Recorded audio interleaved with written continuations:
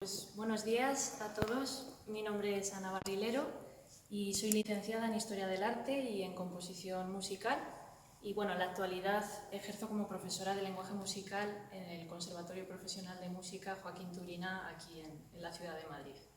Es para mí un honor estar hoy aquí con vosotros esta mañana en el Museo Arqueológico Nacional de Madrid para hablaros de esta pieza que tengo aquí a mi lado, que como podéis ver pues no se trata de una escultura, de una pintura, de una obra de arte, sino de un mueble. Pero ¿qué mueble? No es cualquier mueble. Es un bellísimo escritorio datado hacia el 1700 y que fue construido en la ciudad de Oaxaca, en la época virreinal, en el virreinato de Nueva España. E incido en el tema de que es un mueble porque en principio es una pieza funcional, con una función determinada, como cualquier pieza de mobiliario, pero que con su decoración y con todo lo que vamos a hablar hoy, realmente estamos ante una obra de arte, ¿no? El escritorio también es conocido con el nombre de vargueño y es el mueble español por excelencia del siglo de oro.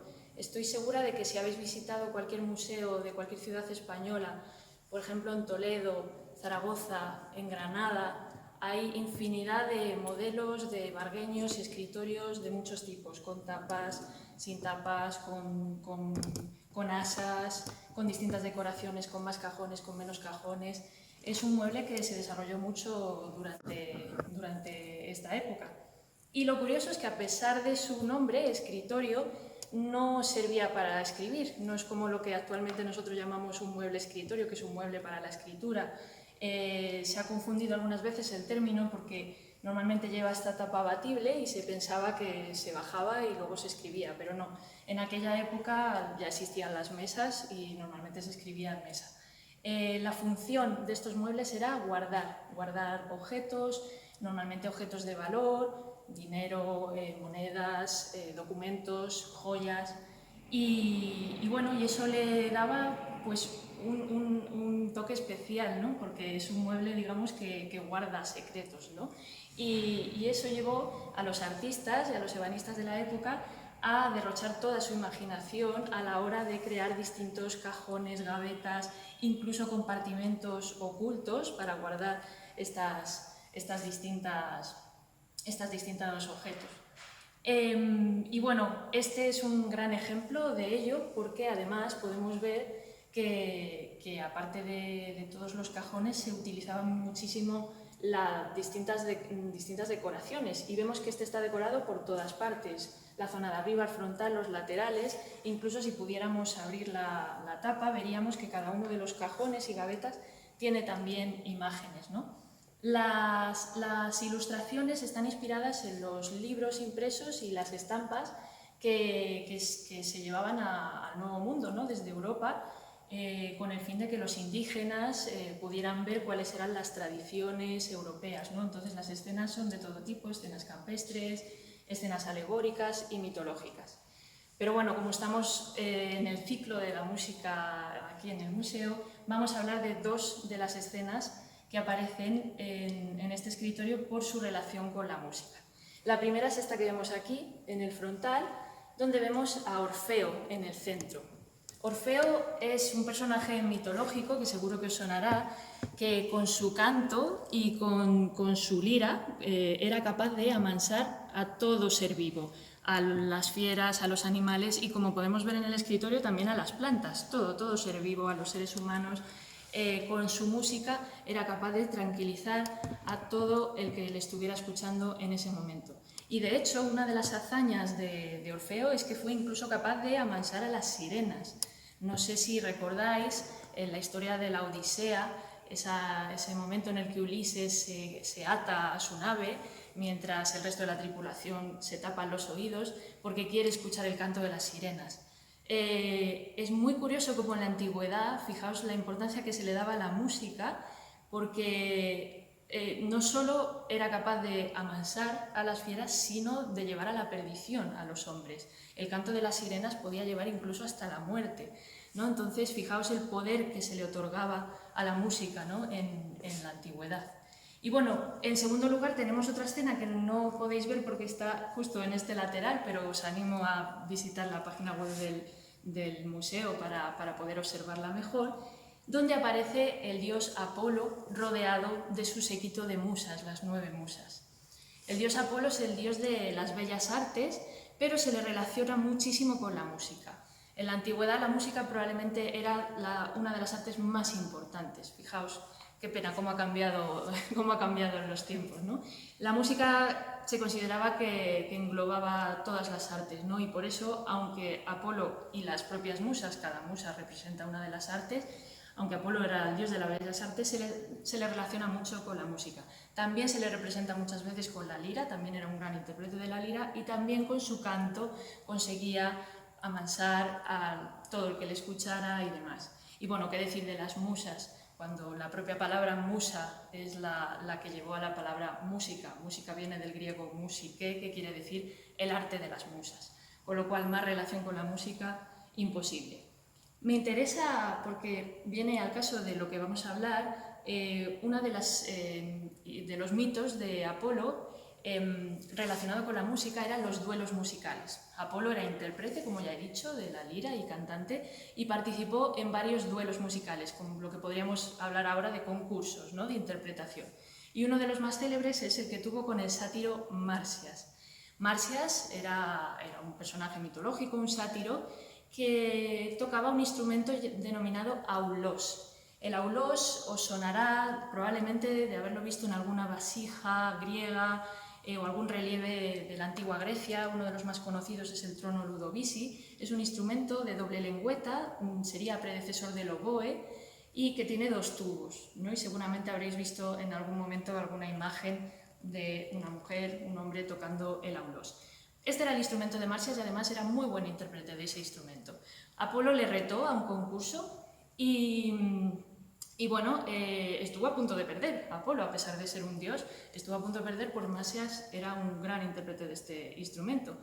Pero el propio Apolo era el que dictaba las reglas del concurso. Como podéis ver, era un concurso totalmente imparcial y justísimo, porque además el jurado eran las musas, o sea que el pobre Marsias tenía poco que hacer.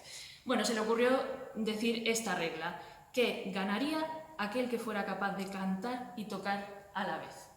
Obviamente, Apolo hizo una gran demostración de cómo podía cantar acompañándose de su lira, pero el pobre Marsias, con el aulos, un instrumento de viento, era imposible que pudiera cantar y tocar a la vez, y de esta manera Marsias perdió. No voy a decir lo que le ocurrió al pobre Marsias, porque es bastante desagradable, pero os animo a que lo descubráis, si no lo sabéis, a través del bellísimo cuadro del pintor español José de Ribera, Apolo y Marsias, donde podéis ver lo que le pasó. Bueno, ¿por qué cuento toda esta historia? Porque al igual que con Orfeo hemos hablado del poder que se le daba a la música en la antigüedad, en este mito podemos observar algo muy interesante, y es la preponderancia de la música vocal sobre la música instrumental. Fijaos cómo lo importante de la lira es que es un instrumento que permite acompañar al canto, mientras que el instrumento de viento no lo permite. Esto va a ser muy importante. En principio, la música vocal era preponderante porque se daba mucho valor a la poesía, al texto. Era lo importante, ¿no? La música acompañaba a la poesía. Si eliminamos la poesía, pues eso hacía que fuera menos importante, que se relegara más a la danza y a otros ritos. Esta dicotomía está muy relacionada con la dicotomía de lo apolíneo y lo dionisiaco. Además, curiosamente, Dioniso, el dios Dioniso, también se le relaciona con el aulos, con el instrumento del aulos, es su propio instrumento. Por un lado está Apolo, que es dios de las bellas artes, símbolo de la pureza, con su cítara, con su canto, la poesía. Por un lado está Apolo y por otro está Dioniso, que es el dios del vino, de la lujuria, del éxtasis, del caos, y está representando además los instrumentos, ¿no? Además, un instrumento como el aulos, de sonido estridente, parecido al del oboe, que nos hace llevarnos un poco más al mundo de lo festivo y demás. Pues bien, esta dicotomía va a durar siglos y siglos, porque incluso cuando llegamos a la Edad Media y hasta bien entrado el Renacimiento, en la música ya occidental, totalmente ya condicionada por el mundo de la Iglesia, la dicotomía va a continuar. Es cierto que ya no tenemos a los dioses del Olimpo, ahora tenemos al Dios único cristiano y ya no tenemos tanto la poesía, sino la palabra de Dios, los textos bíblicos, pero la razón es la misma. La música auténtica, la que nos puede elevar el alma, es la música vocal, porque es la que nos está transmitiendo la palabra de Dios. Sin embargo, la música instrumental pues estaba más relegada a la danza, a la música profana. Y bueno, también hay otra razón, y es que normalmente la música instrumental se transmitía de forma oral, no se llevaba tanto a la partitura, no había tantos libros impresos y además muchas veces se improvisaba. O sea que no es que no existiera la música instrumental, sino que se le daba mucha más importancia a la música vocal. Pero esto va a empezar a cambiar, hacia principios del siglo XVI, poquito a poco, eso sí, porque los instrumentos se empezarán a introducir como acompañantes de la música vocal. Muchas veces van a duplicar las voces. Duplicar las voces sería que tocan lo mismo que toca la voz. Otras veces a lo mejor había una cierta alternancia, primero la voz, luego los instrumentos, pero se empiezan a introducir siempre unidos a la música vocal, y esto tanto en religiosa como profana. Prueba de ello es que empiezan a aparecer algunas formas musicales curiosas, como por ejemplo la canzona da sonare, que quiere decir la canción para sonar, ¿no? Una canción, en teoría, para ser cantada, pero que es para instrumentos, por lo tanto es canzona da sonare, ¿no? Algo pasará luego un poquito más adelante con la sonata, ¿no? Frente a la cantata, que era una obra, todos hemos escuchado las cantatas de Bach, de Händel, una obra para ser cantada, y de repente llegamos a la sonata, una obra donde ya lo que nos interesa es el sonido, no tanto la voz. Entonces, esto, si nos fijáramos, si pudiéramos ver la imagen de la orquesta de las musas, vemos que tienen distintos instrumentos. Os he hablado antes de que tanto Orfeo como Apolo tocaban la lira, pero en este caso no vemos ninguno de los dos está llevando una lira. Orfeo está portando una viola da gamba, un instrumento de la época. En el caso de Apolo lleva una especie de laúd. Las musas llevan traversos, también violas de gamba, llevan bajones, que sería el predecesor del fagot. Entonces estamos viendo aquí cómo ya en las propias estampas aparecen los instrumentos de la época y se empieza a dar una mayor importancia. Otra cosa que ocurre, especialmente ya en el siglo XVII, a principios del siglo XVII, es que empiezan a aparecer tratados de instrumentación, los instrumentos empiezan a perfeccionarse y todo eso va haciendo que los instrumentos vayan ganando un poco más de terreno. El ejemplo de la orquesta de musas es un ejemplo que nos puede llevar a lo que era una orquesta primitiva en aquella época, que es una agrupación de instrumentos con lo que hubiera en ese momento. Los compositores no especificaban como ahora una plantilla orquestal, directamente hacían música y ellos mismos lo indicaban, para los instrumentos que haya. En algunos casos incluso había voces que podían ser tocadas por un violín, un oboe, una flauta, es decir, se hacía una música bastante abierta. Incluso en obras de gran formato, como puede ser l'Orfeo de Monteverdi, l'Orfeo de Monteverdi es considerada una de las primeras óperas, de las primeras obras que se pueden llamar ópera. Parece que vemos lo que sería algo parecido a una plantilla instrumental, porque Monteverdi indica todos los instrumentos que aparecen, pero esto tampoco es una orquesta, porque en ningún momento tocan todos a la vez. Cada número de la ópera tocan distintos instrumentos, lo único que Monteverdi los lista, ¿no? Pero eso todavía no era una orquesta, y estamos hablando de principios del siglo XVII, la ópera del Orfeo. Bueno, si tenemos que hablar de un precedente primitivo de orquesta, nos tenemos que ir a Francia, a principios del siglo XVII, la corte de Luis XIII, con los 24 violines del rey. Como veis, todavía no es una orquesta como la conocemos hoy en día, sino que es una agrupación de violines, 24 violines, pero bueno, ya es una agrupación estandarizada, ya es un número bastante considerable de músicos, y además poquito a poco, sobre todo cuando cogió la dirección de esta agrupación el compositor Jean-Baptiste Lully, empezó a aumentar y cada vez había más músicos y además introdujeron instrumentos de viento. Pero no podemos hablar de orquesta hasta que lleguemos al clasicismo, hasta el siglo XVIII. Hay dos ciudades donde se desarrolla la orquesta, una, como no podía ser de otra manera, es Viena, y la otra es Mannheim. En Mannheim, es una ciudad alemana, allí se creó una orquesta que fue famosísima, fue muy célebre. Ya era una orquesta bastante estandarizada, bastante similar a la que conocemos ahora, aunque todavía faltaban instrumentos, pero ya por primera vez el compositor Stamitz establece lo que es la colocación típica de la orquesta por familias, con la cuerda delante, los vientos detrás. Aquí es cuando ya asistimos a la creación de una verdadera orquesta. Lo que se solía admirar de esta orquesta era su capacidad para crear desde pianísimos hasta fortísimos. ¿Por qué lo digo así? Bueno, en música seguro que muchos sabréis que el volumen que hacemos con la propia música lo marcamos con lo que se llaman matices dinámicos.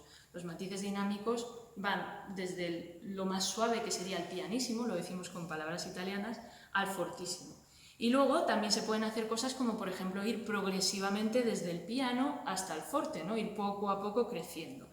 Esto la orquesta de Mannheim pues, lo hacía muy bien, y es curioso que a la gente le llamara la atención. Ahora estamos muy acostumbrados, ¿no? Pero quizás en un principio ver a tantos músicos tocando a la vez y que sean capaces de hacer una música tan suave llamaba la atención. Y no solo eso, sino que también incluso al crescendo se le llegó a llamar el crescendo Mannheim, porque sorprendía que tantos músicos a la vez fueran capaces de coordinarse para que la música fuera cada vez más y fueran todos juntos. Bueno, y por otro lado tenemos Viena. En Viena ya, si estamos hablando del clasicismo, tenemos a Haydn, a Mozart. Ellos, claro, los propios compositores también contribuyeron mucho a que la orquesta fuera creciendo cada vez más y fuera incluyéndose instrumentos. Por ejemplo, ellos introducen el clarinete, que es un instrumento que no estuvo desde el principio, como sí que lo pudo estar el oboe o los violines. Y ellos eran los que creen la forma musical orquestal por excelencia, que es la sinfonía. Antes habíamos hablado de la sonata podría ser la forma musical para instrumento solista, pero la orquesta tiene su propia forma, Una sinfonía es una forma musical para orquesta, normalmente tiene varios movimientos. ¿Y qué es lo verdaderamente importante de esto? Pues que es el culmen ya de la música instrumental. Hemos estado hablando de la importancia que se le daba a la música vocal, porque el texto era lo importante, el texto era el que marcaba el ritmo de la música. También he mencionado que lo instrumental se relegaba a la danza, ¿no? Y eso también afectó a muchas formas musicales, el minuet, la zarabanda, son formas musicales que están relacionadas con una danza. Pero la sinfonía ya no, la sinfonía ya es el sonido puro y duro y el trabajo musical absoluto y abstracto, sin necesidad de que exista un texto que nos marque. Es capaz de comunicar a través de recursos musicales. Entre ellos, por supuesto, gracias a la orquesta está el timbre, el poder combinar distintos timbres, el timbre de la cuerda, el timbre del viento, el timbre de la percusión. Eso es lo que hace que podamos sentir, que podamos comunicar a través de la música, pero sin que haya ningún texto, sin que haya ninguna historia mitológica, simplemente con la música pura y dura. Y bueno, podría hablar largo y tendido sobre lo que fue ocurriendo con la orquesta, ¿no? A lo largo del tiempo. Obviamente en el romanticismo ya la orquesta creció muchísimo, se introdujeron nuevos instrumentos muy especiales como el contrafagot, el clarinete bajo, el pícolo, la celesta. La percusión aumentó muchísimo. Hay sinfonías como la octava de Mahler, por ejemplo, que se le llama la sinfonía de los 1000, como, bueno, sobre todo la plantilla orquestal cada vez es mayor y mayor. Y en el siglo XX, pues también existe una gran evolución, pero a la vez empiezan los compositores a plantearse y a eliminar algunas de las cosas que en principio tenía la sinfonía, como podía ser la melodía, la armonía, y empiezan a darle importancia a otros caracteres, como por ejemplo el timbre, y existe, por ejemplo, una melodía hecha solamente de timbres, ¿no? Entonces la exploración de la orquesta es continua y de las distintas capacidades. Obviamente, todavía hoy en día y espero que durante mucho tiempo se siguen componiendo obras para orquesta, se sigue innovando y se sigue haciendo mucha música. Por supuesto, pues todo ello para que sigamos asistiendo a un concierto donde, como los animales y las plantas escuchan a Orfeo, pues nosotros mismos también seamos amansados por esa música orquestal que venció a esa preponderancia del texto y pudo tomar su camino ella sola. Y bueno, hasta aquí mi charla. Si tenéis alguna pregunta, estaré encantada de responderla.